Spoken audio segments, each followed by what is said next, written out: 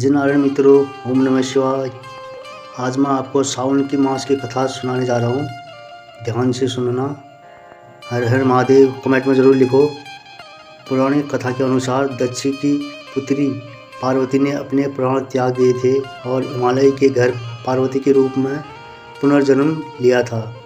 पार्वती भगवान शिव से विवाह करना चाहती थी, इसलिए उन्होंने सावन मास में तपस्या की थी।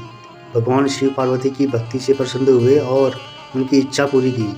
दूसरा कारण, पंडित रविंद्र मिश्रा बताते हैं कि सावन मास से जुड़ी पौराणिक कथा के अनुसार एक बार देवताओं और असुरों ने मिलकर अमृत प्राप्त करने के लिए समुद्र मंथन किया। इस मंथन में 14 रत्न निकले, जिनमें एक भयंकर विष भी था जिसे हलाल कहा गया। इस विष की ज्वाला इतनी तीव्र थी कि संपूर्ण ब्रह्मांड में त्राही मच गई थी। भक्तों, सावन सोमवार की कथा के अनुसार अमरपुर नगर में एक धनी व्यापारी रहता था। दूर दूर तक उसका व्यापार फैला हुआ था। नगर में उस व्यापारी का सभी लोग मान सम्मान करते थे। इतना सब कुछ होने पर भी वह व्यापारी अंतर्मन से बहुत दुखी था, क्योंकि उस व्यापारी का कोई पुत्र नहीं था। दिन रात उसे एक ही चिंता सताती रहती थी, उसकी मृत्यु के बाद उसके इतने बड़े व्यापार और धन संपत्ति को कौन संभालेगा। पुत्र पाने की इच्छा से वह व्यापारी प्रति सोमवार भगवान शिव की व्रत पूजा किया करता था।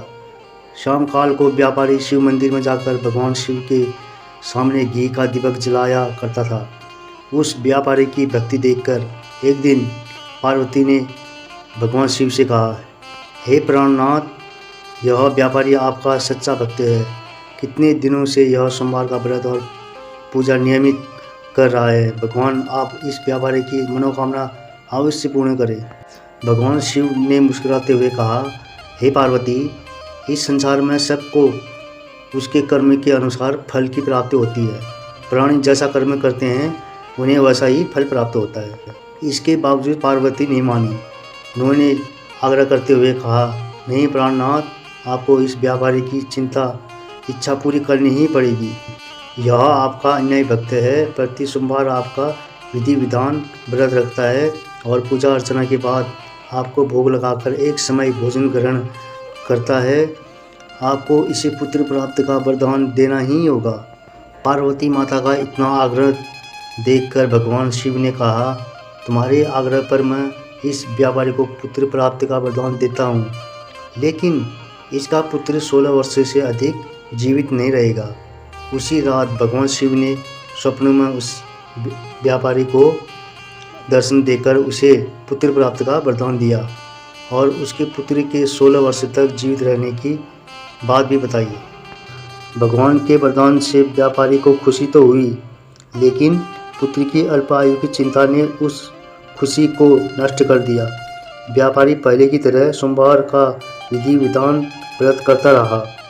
कुछ महीने पश्चात उसके घर अति सुंदर पुत्र उत्पन्न हुआ। पुत्र जन्म से व्यापारी के घर में खुशियां भर गई। बहुत धूमधाम से पुत्र जन्म का समारोह मनाया गया। व्यापारी को पुत्र जन्म की अधिक खुशी नहीं हुई, क्योंकि उसे पुत्र की अल्प आयु के रहस्य का पता था। यह रहस्य घर में किसी को नहीं मालूम था। विद्वान ब्राह्मणों ने उस पुत्र का नाम अमर रखा। जब अमर 12 वर्ष का हुआ तो शिक्षा के लिए उसे बनारस भेजने का निश्चय हुआ। व्यापारी ने अमर के मामा दीपचंद को बुलाया और कहा कि अमर को शिक्षा प्राप्त करने के लिए बनारस छोड़ आओ। अमर अपने मामा के साथ शिक्षा प्राप्त करने के लिए चल दिए। रास्ते में जहाँ भी अमर और दीपचंद रात्रि विश्राम के लिए ठहरते, वहीं यज्ञ करते और ब्राह्मणों को भोजन कराते थे। लंबी यात्रा के बाद अमर और दीपचंद एक नगर में पहुंचे। उस नगर के राजा की कन्या के विवाह की खुशी में पूरे नगर को सजाया गया था। निश्चित समय पर बारात आ गई, लेकिन वर का पिता अपने बेटे के एक आंख से खाने होने के कारण बहुत चिंतित था। उसे इस बात का भय सता रहा था कि राजा को इस बात का पता चलने पर कहीं वह विवाह से इनकार न कर दे, इससे उसकी बदनामी होगी। वर के पिता ने अमर को देखा तो उसके मस्तिष्क में एक विचार आया। उसने सोचा, क्यों न इस लड़के को दूल्हा बनाकर राजकुमारी से विवाह करा दूं। विवाह के बाद इसको धन देकर विदा कर दूंगा और राजकुमारी को अपने नगर में ले आऊँगा। वर के पिता ने इस संबंध में अमर और दीपचंद से बात की। दीपचंद ने धन मिलने के लालच में वर के पिता की बात स्वीकार कर ली। अमर को दूल्हे के वस्त्र पहनाकर राजकुमारी चंद्रिका से विवाह करा दिया गया। राजा ने बहुत सा धन देकर राजकुमारी को विदा किया। बारात जाने वाली थी। अमर जब लौट रहा था तो सच नहीं छिपा सका और उसने राजकुमारी की ओढ़नी पर लिख दिया, राजकुमारी चंद्रिका, तुम्हारा विवाह तो मेरे साथ हुआ था। मैं तो बनारस में शिक्षा प्राप्त करने के लिए जा रहा हूँ। अब तुम्हें जिस नवयुवक की पत्नी बनना पड़ेगा वह कान्हा है।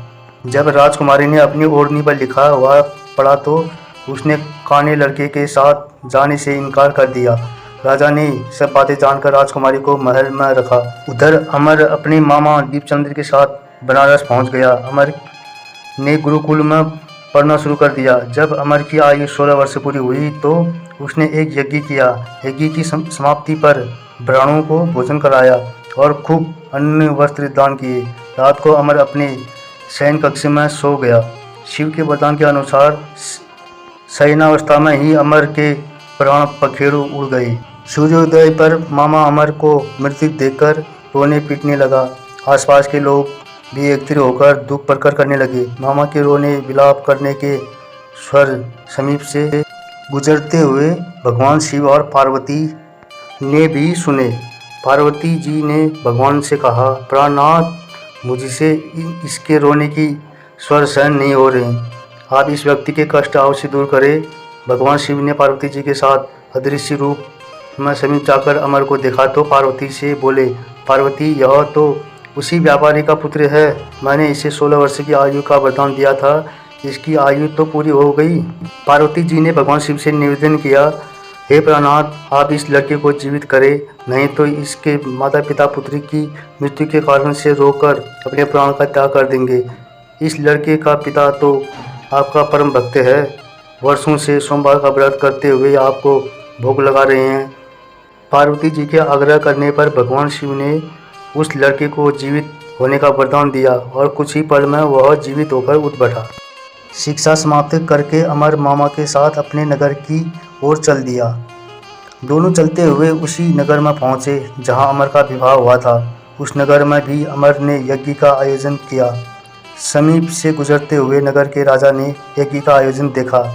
राजा ने अमर को तुरंत पहचान लिया।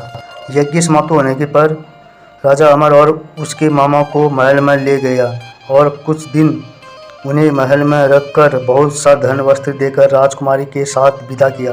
रास्ते में सुरक्षा के लिए राजा ने बहुत से सैनिकों को भी साथ भेजा।